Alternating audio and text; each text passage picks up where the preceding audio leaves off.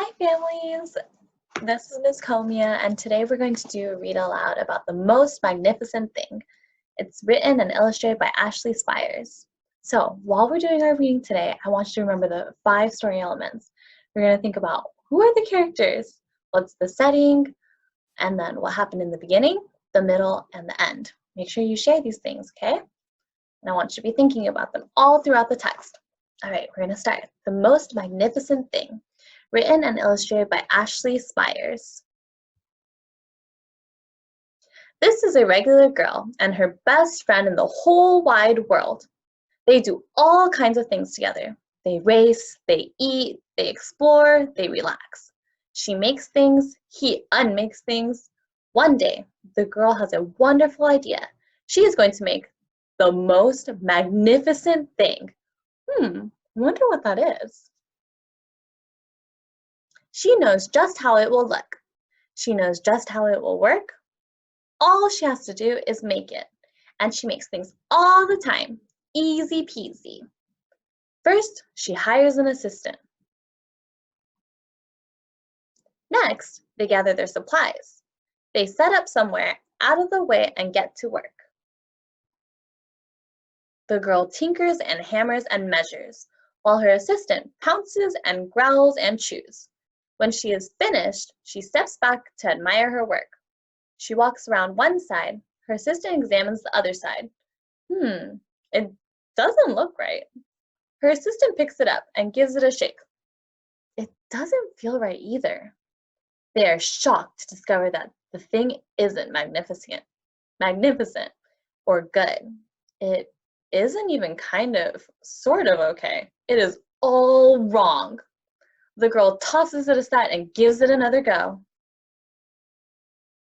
She smooths and wrenches and fiddles.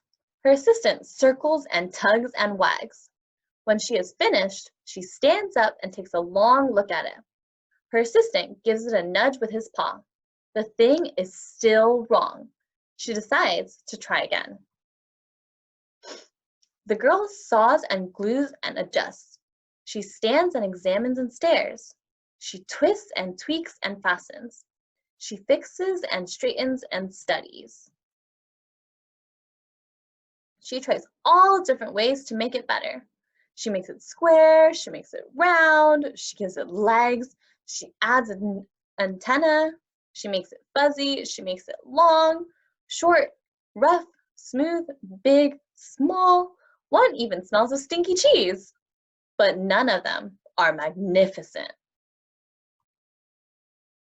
Her hard work attracts a few admirers, but they don't understand. They can't see the magnificent things she has in her mind. She gets mad. The angrier she gets, the faster she works. She smashes pieces into shapes. She jams parts together. She pummels the little bits in. Her hands feel too big to work, and her brain is too full of all the not right things. If only the thing would just work. Crunch. The pain starts in her finger. It rushes up to her brain, and she explodes. It is not her finest moment. I'm no good at this. I quit. Her assistant suggests a walk. It's not much help at first, but before long, she starts to feel different. Bit by bit, the mad gets pushed out of her head. As they stroll along, she comes across the first wrong thing she made. The bad feelings are about to start all over again. Then she notices something surprising. There are some parts of the wrong things that are really quite right. The bolts on one, the shape of another, the wheel to seat ratio of the next. There are all sorts of parts that she likes. By the time she reaches the end of the trail, she finally knows how to make the thing magnificent. She gets to work. She works carefully and slowly, tinkering, hammering, twisting, fiddling, gluing, painting. Her assistant makes sure there are no distractions. The perfect thing to ward off bears. This will stop the leak. This one's all wet. The afternoon fades into evening. Finally, she finishes. She alerts her assistant. The pair take a good long look. It leans a little to the left and it's a bit heavier than expected. The color could use a bit of work too, but it's just what she wanted. They climb aboard and take it for a spin. They are not disappointed. It really is the most magnificent thing.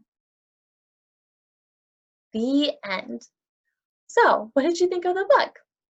Were you able to think of the characters, the setting, what happened in the beginning, the middle, and the end? What lesson did you learn from the story? Thank you all for reading with me. I hope you have a great day. Bye.